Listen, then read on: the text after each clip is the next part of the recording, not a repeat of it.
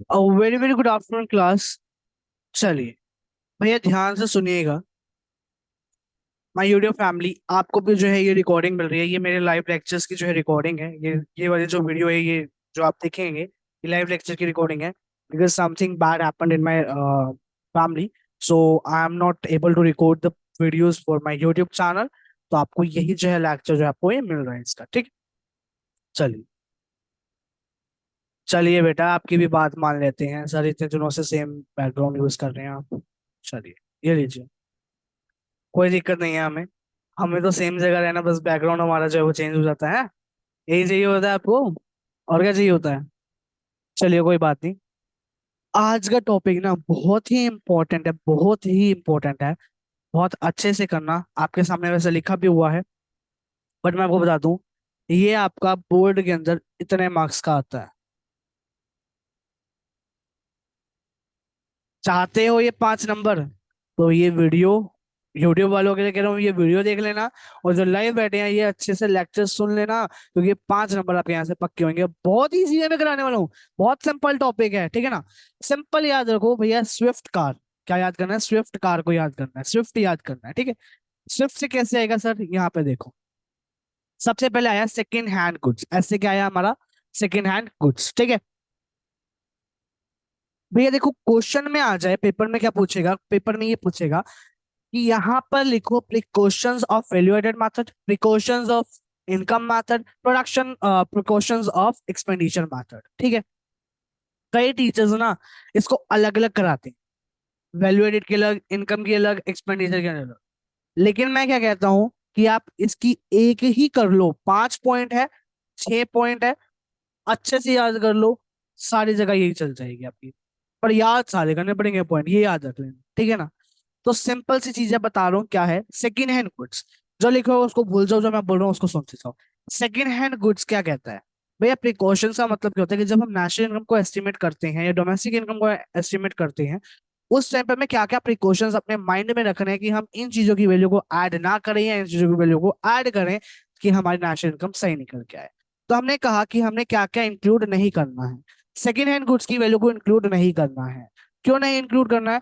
क्योंकि यहाँ पर इनसे जो इनके ऊपर, बिकॉज ये एक्सपेंडिचर्स नहीं होते हैं जो हमारे गुड्स एंड सर्विसेज प्रोड्यूस होते हैं। अब भैया देखो, जो ये सेकंड हैंड गुड्स की वैल्यू को हमने इंक्लूड नहीं करना, चलो भैया मान लिया एक्सपेंडिचर को इंक्लूड नहीं करना, तो किस चीज को इंक्लूड करना है?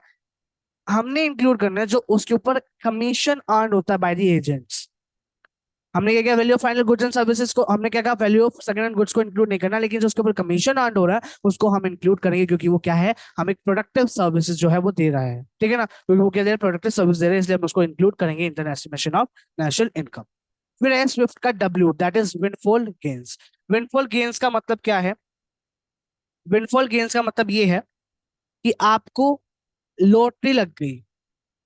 क्या लग गई? लॉटरी आ गई, लॉटरी लग गई, हाउसेज जीत गए। तो उससे क्या हुआ? कोई प्रोडक्शन एक्टिविटी तो हुई नहीं ना, वो तो आपने जीता है। ऑन इनकम तो आई, लेकिन लॉटरी लग गई, हाउसेज हो गया, तो वो क्या हुआ? विंडफॉल गेन हुआ, तो इसको भी हम इंक्लूड नहीं करते हैं। फिर आया आई, इलीगल एक्टिविटी, और आपका आया इंटरमीडिएट कंजम्पशन। थर्ड पॉइंट पे इलीगल एक्टिविटी। इलीगल एक्टिविटी का मतलब क्या है? रॉबरी हो गई, रॉबरी कर ली, इसको इंक्लूड नहीं करते हैं। ये गुड्स एंड सर्विसेज प्रोड्यूस जो होते हैं through illegal means I is not included in the production even through their is the production of goods and services. क्यों? क्योंकि यहाँ पर क्या हो रहा है? गुड्स और सर्विसेज एक्सेप्ट नहीं किए जाते बाय द सोसाइटी, एंड ये क्या होते हैं? अगेंस्ट आवर लॉज होते हैं, ठीक है। फिर आया आपका इंटरमीडिएट एक्सपेंडिचर। यहाँ पे क्या बोला मैंने? इलीगल एक्टिविटी, रॉबरी हो गई, ठीक है, ये एग्जाम्पल है इसका। फिर आया इंटरमीडिएट एक्सपेंडिचर। इंटरमीडिएट एक्सपेंडिचर में क्या था? Expenditure on intermediate consumption by firms, जैसे ये रॉ मटेरियल यूज किया गया प्रोड्यूसर के थ्रू, उसको हम इंक्लूड नहीं करेंगे। क्यों नहीं करेंगे? क्योंकि यहाँ से डबल काउंटिंग की प्रॉब्लम अराइज हो जाएगी। तो यहाँ पे एग्जाम्पल क्या आ गया आपका? Raw material use by the producer, ठीक है। फिर आया एफ से फाइनेंशियल ट्रांजेक्शन, या जिसको हम क्या कहते हैं? कैपिटल गेन्स भी कहते हैं। इसमें होता है कि जो हम वैल्यू है, सेल्स हो रही है, परचेज हो रही है, शेयर्स की, डिबेंचर्स की, लैंड की, उनको इंक्लूड नहीं करते, लेकिन अगेन जो उसके ऊपर कमीशन अर्न होता है उसको हम इंक्लूड करते हैं, क्योंकि वो क्या कहते हैं? प्रोडक्टिव सर्विसेज देते हैं टू द इकोनॉमी, ठीक है। इसमें क्या है? एग्जाम्पल्स इसका यही है, sale of share, sale of debentures, ठीक है ना। फिर है ट्रांसफर पेमेंट्स, टी, स्विफ्ट का टी।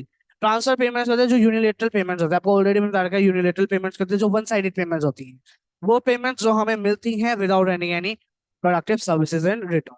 जब भी कोई production use goods and services के अंदर फॉर दिस पेमेंट्स एग्जांपल्स क्या है, देखो यहाँ पे दो एग्जांपल्स है, एक गवर्नमेंट ट्रांसफर्स की बात कर रखी है और एक प्राइवेट ट्रांसफर्स की बात कर रखी है। गवर्नमेंट ट्रांसफर्स जैसे गवर्नमेंट ट्रांजेक्शन कौन से, जैसे स्कॉलरशिप हो गई, अनएम्प्लॉय अलाउंस हो गई, ओल्ड एज पेंशन होगी। और प्राइवेट ट्रांसफर जैसे कि पॉकेट मनी होगी, गिफ्ट्स होगी, ये सारे के हमारे प्राइवेट ट्रांसफर्स है। तो ये आपकी जो थी पांच 6 पॉइंट थे आपके किस चीज के, प्रिकॉशंस के, इसको आपको याद कर लेना है, ठीक है ना। बहुत सिंपल सी चीज है, इसको याद कर लिया और आप 5 नंबर पक्के हैं आपके, ठीक है। और बहुत ही सिंपल सी चीज है, फटाफट से देखो। सेकंड हैंड गुड्स को इल्लीगल नहीं करना, उनकी कमीशन इनक्लूड करना। विंड्स मोर्गेज जैसे इनकम लॉटरी लग गई, इलीगल एक्टिविटी रॉबरी कर ली, फाइनेंशियल ट्रांजैक्शन, सेल और purchase of shares, debenture, land, transfer payment, unilateral payment, government transfer, private transfer, government में स्कॉलरशिप, अनएम्प्लॉयड और एज पेंशन, प्राइवेट में money, pocket money, gift etcetera. तो ये चीज हमारे इसके अंदर आती है। तो मिलते हैं आपसे नेक्स्ट क्लास के अंदर। अब नेक्स्ट क्लास क्या, आपको जो है नेशनल इनकम की यूनिट जो है आज आपकी कंप्लीट हो चुकी है। कल आपको एक फाइनल वीडियो जो है इस मंथ की जो है मिल रही है, and that is based on your chapter number 1, that is basic introduction या इंट्रोडक्शन टू मैक्रो इकोनॉमिक्स। वो एक ही वीडियो होगी, उसके अंदर में आपका वो पूरा चैप्टर कवर हो जाएगा, बहुत छोटा सा चैप्टर है। तो आपकी यहाँ पर 2 यूनिट्स पूरी पूरी फुल फ्लेज कंप्लीट हो चुकी हैं, that is money in banking and the national income. Next class में हम स्टार्ट करेंगे एडीएस की जो यूनिट है उसको स्टार्ट करेंगे। तो मिलते हैं आपसे next class में, तब तक के लिए bye bye, thanks for watching this video everybody.